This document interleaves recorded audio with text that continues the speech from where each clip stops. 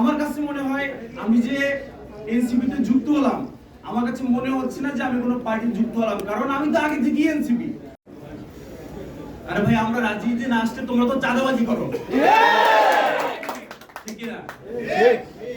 আমরা রাজনীতিতে এমন ভাবে এসেছি যে গণ অভ্যুত্থানের পর 5-6 বছরের ছোট বাচ্চাও ট্রাফিক আইন পালন করেছে, ঠিক না?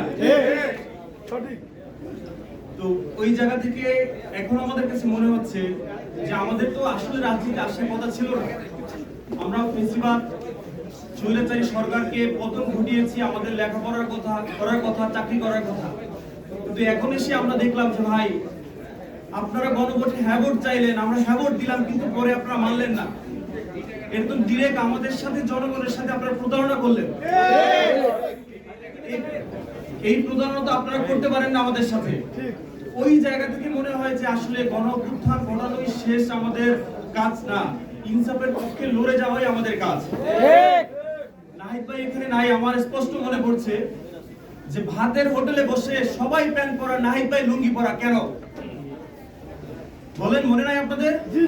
নাহিদ ভাই লুঙ্গি পরা ছিল, উপরে পেপারে দিয়ে পড়তে ছিল, মানে স্ক্রিপ্ট বানাইয়া পড়ানো হয়েছিল যে আন্দোলন আমরা মেনে নিয়েছি, কিন্তু দুর্বল স্ক্রিপ্টই ছাত্র জনতা বুঝতে পারছে। আমি যদি ভুল না করে থাকি, আসিফ ভাই পা দিয়ে ঠকঠক করেছে স্টুডেন্ট দা হেল্প। আমি যদি ভুল না করে থাকি, সার্জিস ভাইয়ের আঙ্গুল এরকম ছিল।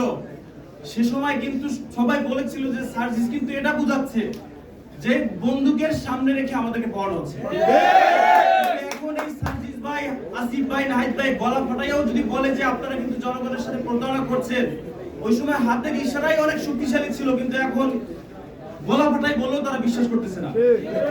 সুতরাং আজকে যদি আমরা বলি যে আমরা হাদি হত্যার বিচার চাই, তাহলে এক দলের গা জ্বলে পড়ে উঠে, কেন ভাই?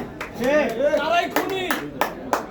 আরে ভাই, হাদিবার বিচার চাইতেছি, বাংলাদেশে দিবালোকে একটা মানুষকে গুলি করে মারলো, সেই মানুষটার জন্য আমরা বিচার চাই, এটাতে জ্বলে পড়া কেন হবে? কোন কারণে হবে? তার মানে আপনারা দিবালোকে মানুষকে গুলি করে মারুক, এটার পক্ষে আপনারা? কথা ভুল ত্রুটি হতে পারে, আমি একদমই ছোট নতুন, আপনাদের সাথে এই সংগ্রাম আমি চালিয়ে যাব, এবং আমার জায়গা থেকে আমি হাদি হত্যার বিচার চাই। এটা আমি সব জায়গায় চেয়েই যাব, কারণ আমি যখন দেখেছি, আমি যখন শুনেছি যে হাদিকে গুলি করার পাশাপাশি কাফিকেও গুলি করার অর্ডার ছিল। আরে ভাই, আমি কি করেছি? অন্যায়টা করেছি কি? আমি স্বৈরাচার হাসিনার এগেইনস্টে কণ্ঠস্বর চালিয়েছি।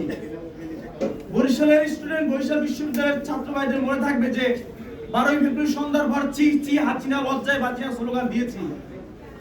তখন থেকে পালাই থাকতে হয়েছে বনে জঙ্গলে। আর ভাই, স্বৈরাচারের এগেইনস্টে কথা বলেছি। ইনসাফের পক্ষে আসতে হলে কি কোনো দল লাগে নাকি ভাই? ইনসাফের পক্ষে লড়তে হলে কোনো দল লাগে নাকি? আমার কাছে মনে হয় আমি যে এনসিপিতে যুক্ত হলাম, আমার কাছে মনে হচ্ছে না যে আমি কোনো পার্টি যুক্ত হলাম, কারণ আমি তো আগে থেকেই এনসিপি। মানুষ সত্যের পক্ষে কথা বলবে, তার অধিকার ফিরে পাবে, ইনসাফের পক্ষে লড়ে যাবে, হাদি হত্যার বিচার চাবে, এটা তো এনসিপি রিলোটেড। তো বেশি কথা বলবো না, আবার আমাদের উপর থেকে মানে হচ্ছে কথা না বলার একটা অভ্যাস। আরে ভাই, আপনি সরকার প্রধান, আপনি কথা না বললে কথা কি বলবে? আপনার কাজই তো কথা বলা। গণ অভ্যুত্থানের পর 5 বছরের একটা ছেলে, সে যদি ট্রাফিক আইন পালন করতে পারে, আপনি রাষ্ট্রপ্রধান হয়ে আপনি চুপ কেন? ইনসাফের বাংলাদেশে, তরুণদের বাংলাদেশে চুপ থাকা চলবে না। ইনকিলাব, ইনকিলাব।